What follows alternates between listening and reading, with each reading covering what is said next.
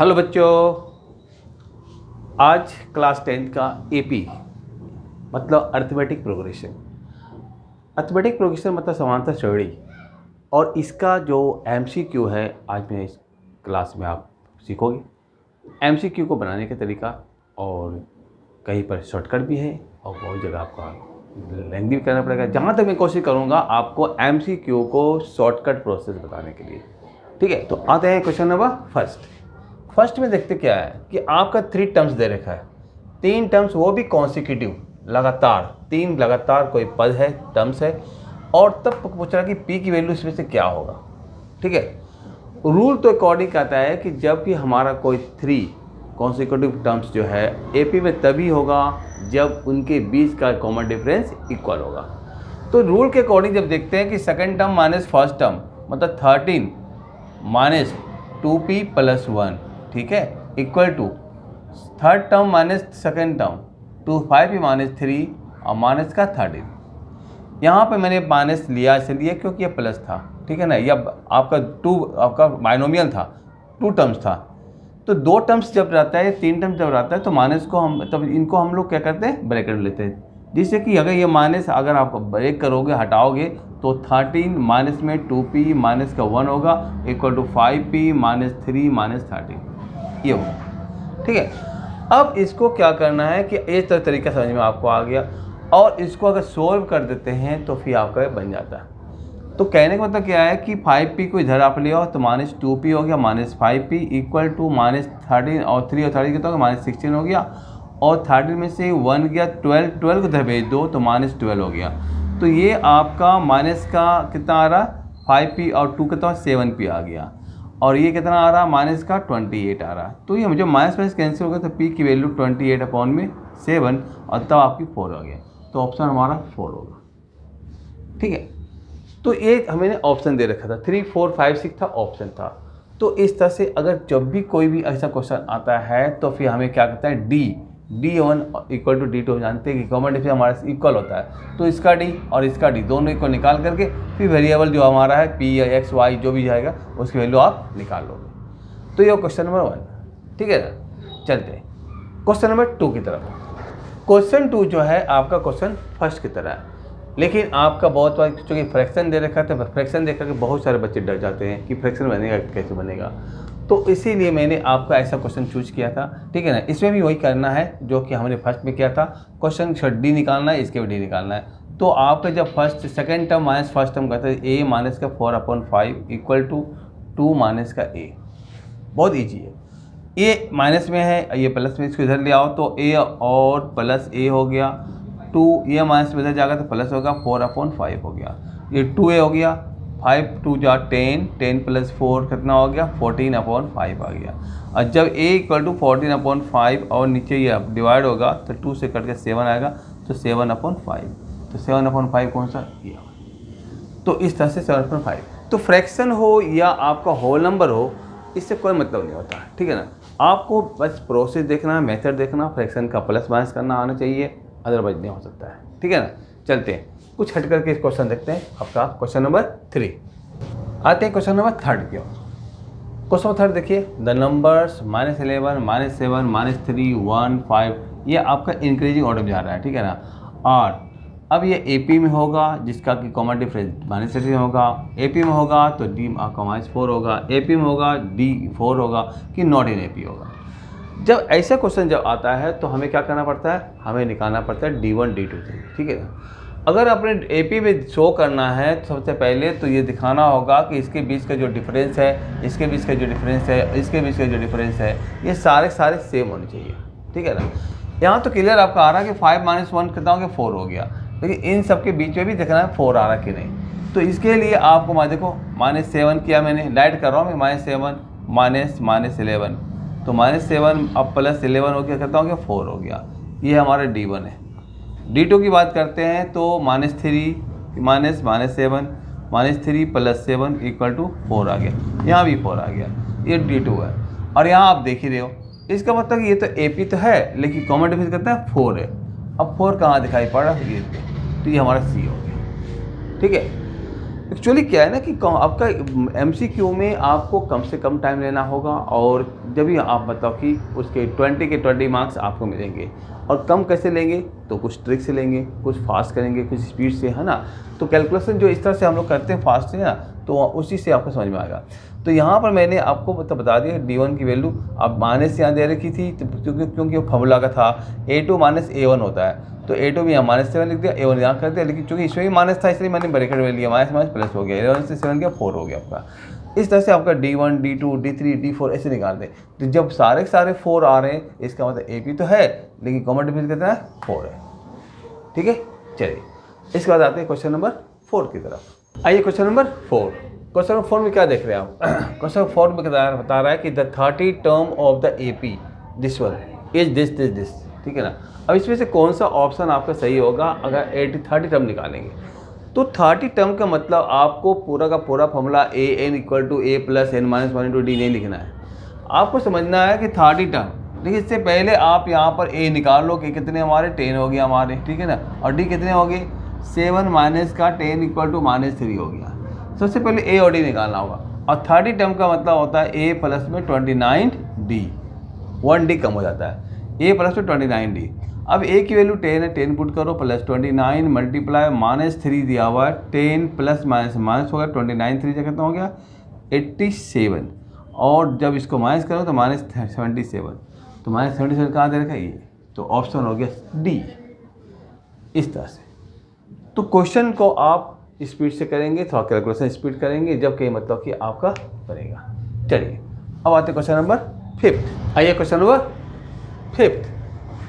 Question 5 में क्या होता था, the first 2 terms of an AP are -5 and 6 दे रखा है, एंड इस 21st टर्म। तो 21st टर्म कैसे निकालेंगे?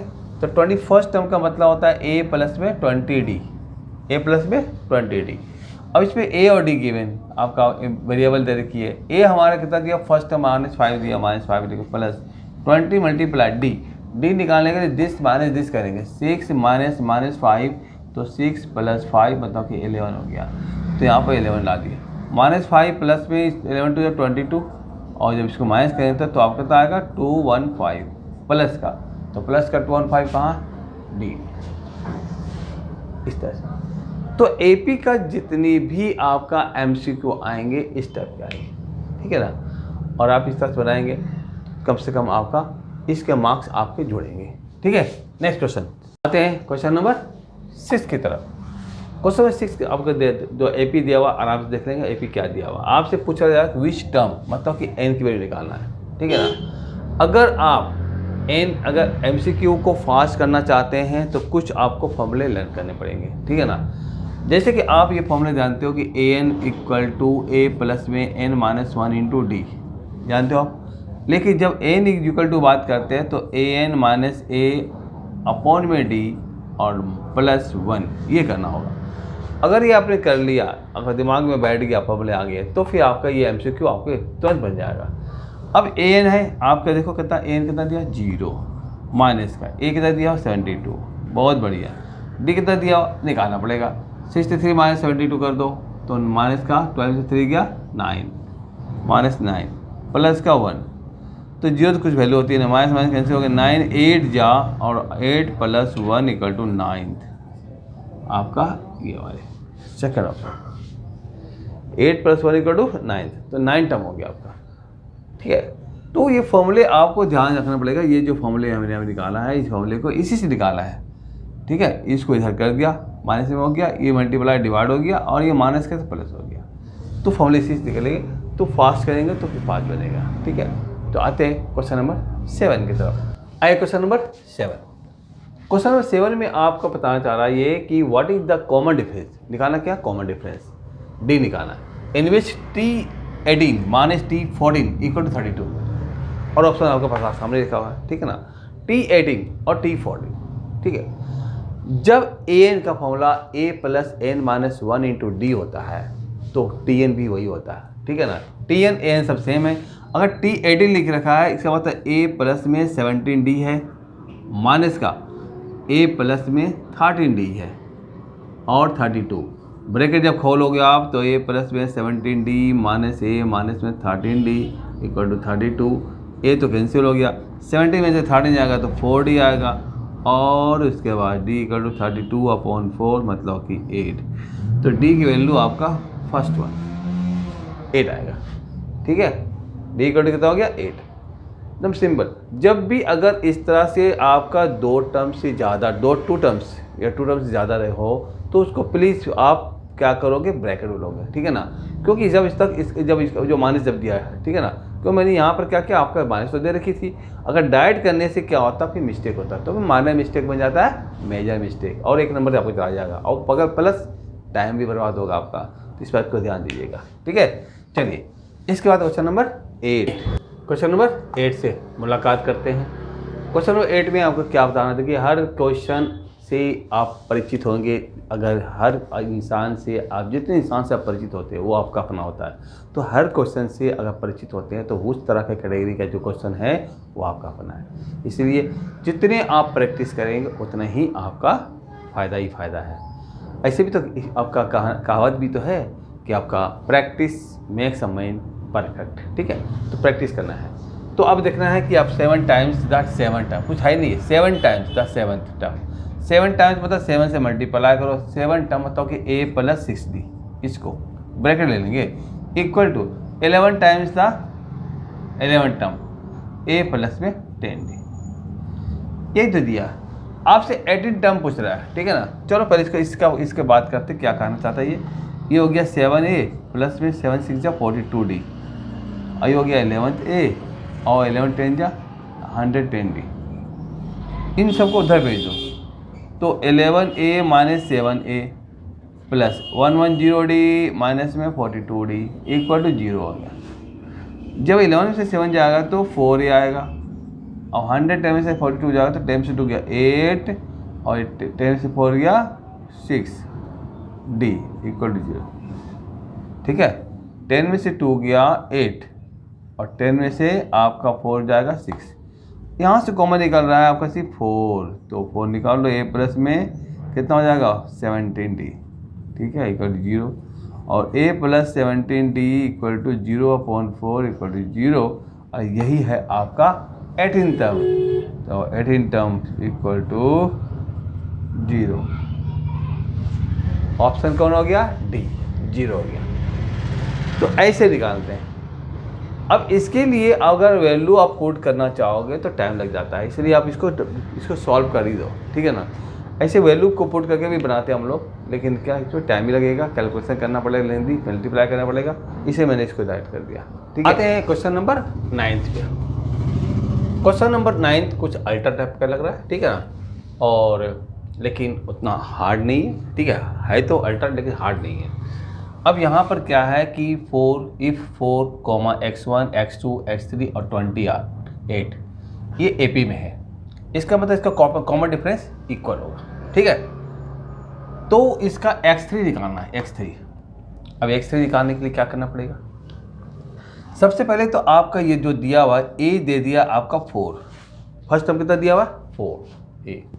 इसके बाद देखो A plus D, A plus 2D, A plus 3D और A प्लस 4D। अगर लिखते हैं तो ये A plus D, A plus 2D, A plus 3D और A प्लस 4D। तो ये हो गया हमारा A plus 4D equal to 28। एक वैल्यू पुट करो और उसके बाद तो निकल जाएगा। D इक्वल टू क्या होगा, 28 में से 4 माइनस करेंगे और इस 4 से डिवाइड करेंगे, तो 8 में से 4 गया 24/4, तो कितना हो गया 6। A पता D पता, तो A प्लस 3D नहीं निकलेगा, तो x3 इक्वल टू A की वैल्यू पुट 4 प्लस में 3D है, तो 6 3 जा 18 और हो गया आपका ये x3 की वैल्यू 22। तो ऑप्शन हो गया 3rd। ठीक है, तो फास्ट करना पड़ेगा थोड़ा सा, जब कहीं MCQ को मज़ा आएगा आपका, और नंबर भी आपको मज़े आएंगे और ईजी लगेंगे। मैंने कैसे किया था, A की वैल्यू 4 दे दिया मैंने, उसके बाद A plus D, A plus 2D, A plus 3D, A plus 4D। ठीक है ना, तो A प्लस 4D 28। A की वैल्यू 4 फुट गया, 4D लिख दिया मैंने, 4 को उस तरफ किया तो माइनस में आ गया, और इस 4 को नीचे करेंगे क्योंकि मल्टीप्लाई या डिवाइड हो जाएगा। इस 4 को इस 4 से काटेंगे नहीं, 28 में से 4 जाएगा 24, 24 को 4 से डिवाइड 6 आ गया। D6 निकल गया तो डायरेक्ट हम लोग लिखेंगे नहीं कि x3 equal to a plus 3d। जब लिखते तभी तो टाइम वेस्ट होता है, हमें लिखना नहीं है, बस x3 लिखना है और यहाँ पर देखना है a की वैल्यू है 4 प्लस 3 मल्टीप्लाई क्या करेंगे d6, 6 3 18, 80 प्लस 4 27। ठीक, ये तो क्वेश्चन नंबर 9 हुआ। आते दे एक क्वेश्चन नंबर और, क्वेश्चन नंबर 10। मैंने इस क्लास को या इस वीडियो को मैंने 10 की क्लास के हैं तो इसलिए 10 के एक बंडल में बांधा है वो, तो 10 क्वेश्चन का एक बंडल रहेगा आपका, ठीक है ना। तो आते हैं क्वेश्चन नंबर, चलिए इस क्लास के लास्ट क्वेश्चन में आपका पेश कर रहा हूँ आपको, देखें। और ये क्वेश्चन लास्ट है आपका, इसका देखेंगे क्वेश्चन कैसे बताते हैं। The second term of an AP is 13। जैसे सेकेंड टर्म बोल दिया तो a प्लस डी लीजिए, अभी मैंने देखा फर्स्ट टर्म सेकेंड टर्म 13 दे दिया, एंड द फिफ्थ टर्म मतलब a प्लस 4d कर दिया 25। आपसे पूछ रहा है 17 टर्म, 70 टर्म मतलब कि आपसे पूछा जा रहा है a प्लस में 16d, ठीक है, a प्लस में 16d। लेकिन कहते हैं कि जब तक हमारा इसमें a और d नहीं आएगा तब तक हम वैल्यू नहीं निकाल सकते हैं, ठीक है ना। तो आते हैं सबसे पहले a और d निकालने के लिए, तो जो प्रोसेस हमारा है उसी प्रोसेस का यूज़ करेंगे, ठीक है। तो यहाँ पर क्या देख रहे हैं a प्लस डी और a प्लस 4d दिया हुआ, ठीक है ना। तो अगर साइन चेंज करते हैं तो ये तो एक कट गया, 4d में से 1d जाएगा तो -3d आ जाएगा, और 25 में से 30 जाएगा तो -12 आ जाएगा, और ये कैंसिल तो d की वैल्यू 12/3 तो हो गया 4, d आ गई 4। जब d 4 आ गया तो a भी निकल जाएगा, a प्लस 4 इक्वल टू 13 और a इक्वल टू 13 माइनस 4 मतलब कि 9 आ गया। a भी पता है, d 4 भी पता है, d पता हो गया तो वैल्यू पुट कर दो। 9 प्लस में 16 मल्टीप्लाई 4, 9 प्लस में 64, 9 4 कितना हो गया 11, और ये 11 आपका 6 7 21, 9 4 13 सॉरी, तो 73 ऑप्शन है, आई तो 1 ये था। लेकिन एक चीज़ आपने ध्यान दिया होगा कि हमने इस वीडियो में आपका सिर्फ एन का बनाया, ऐसा नहीं लिया, सब नहीं लिया, मैंने इसमें सम का यूज नहीं किया। नेक्स्ट वीडियो में जो बताऊंगा उसमें आपका सम का यूज होगा। फिर जो मैंने बताया आपका n equal to a plus n minus 1 into D पर, इसी की बेस पर हमने आपके 10 क्वेश्चन दिया, और 10 क्वेश्चन बहुत इंपॉर्टेंट है, लेकिन ये n को ऐसा नहीं है, ये मैं ये नहीं कहूँगा कि पूरा AP बता दिया मैंने, ठीक है। AP में आपका फर्स्ट n लगे आपका nth टर्म है ना, nth टर्म nवां पद, तो n इक्वल टू जो फॉर्मूले हमारे उसी बेस पर मैंने सारे बनाया, ठीक है।